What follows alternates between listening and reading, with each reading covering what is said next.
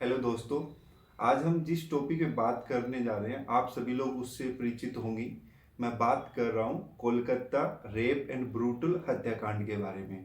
वैसे तो उसमें जो कुछ भी हिडन करने की कोशिश या फिर दबाए जाने की कोशिश की जा रही थी वो धीरे धीरे अब बाहर आ रहा है, लेकिन इसको और अच्छे से समझने के लिए हमें हॉस्पिटल की हिस्ट्री को जानना पड़ेगा।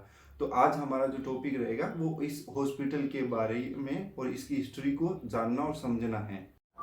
तो इस हॉस्पिटल का नाम है आरजीकर मेडिकल कॉलेज। ये हिंदुस्तान के सबसे पुरानी हॉस्पिटल और फेमस हॉस्पिटलों में से एक माना जाता है। वैसे तो लगभग इसकी हिस्ट्री की बात करें तो ये 138 साल पुराना हॉस्पिटल है, लेकिन ये चर्चा में तब आया था, न्यूज में तब आया था 2001 के दौरान, जब यहाँ के डॉक्टर सौमित्र विश्वास ने अपने कमरे में फांसी लगाकर आत्महत्या कर ली थी।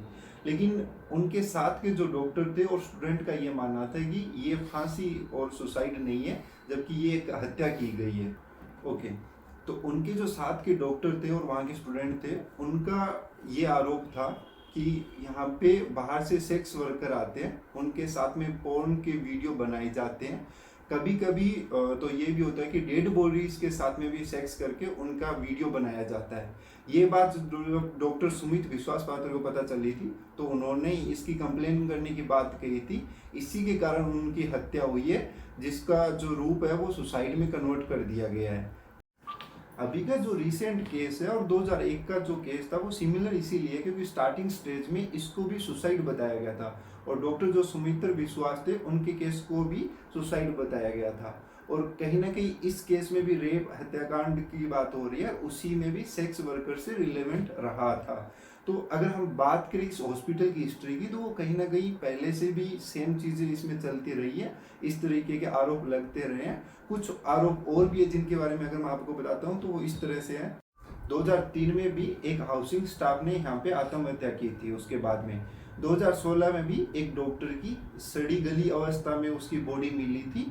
और फिर लास्ट ईयर की अगर हम बात करें तो एक इंटर्न डॉक्टर की यहाँ पे संदिग्ध परिस्थितियों में बॉडी मिली थी। और आज तक स्टूडेंट और डॉक्टर ने जो भी आरोप लगाए हैं, किसी भी आरोप की भी पुष्टि नहीं हो पाई है।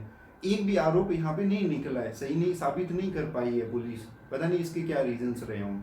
हम बात करते हैं संदीप घोष की, जो इस कॉलेज के प्रिंसिपल थे। वो अपना इस्तीफा देते हैं और उसके दूसरे दिन ही उन्हें दूसरे कॉलेज का प्रिंसिपल बना दिया जाता है। तो हमारा कॉलेज, हमारा जो इंडिया है वो जो वेस्ट बंगाल है, वो इतना सुपर फास्ट हो गया है जॉब देने में कि उसको दूसरे दिन ही नई जॉब मिल जाती है प्रिंसिपल को।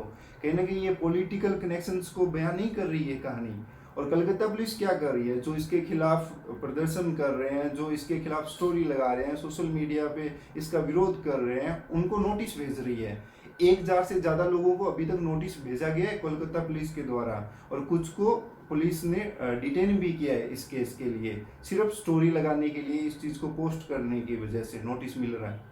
हमारी जो आखिरी उम्मीद बची है वो सिर्फ अभी सीबीआई से बची है। वो जल्दी से जल्दी इसकी जांच करे। जो भी अक्यूज्ड है, भले ही वो कितनी पॉलिटिकल कनेक्टेड हो, उनको कम से कम फांसी की सजा मिले, तभी जाके इसके घर वालों को और जो भी लोग इसके लिए लड़ रहे हैं उनको कुछ हद तक तसल्ली मिलेगी। जो हुआ उसको हम बदल तो नहीं सकते हैं, और आगे से ऐसी घटना ना हो इसके लिए अलग से जो नए कानून है वो बने।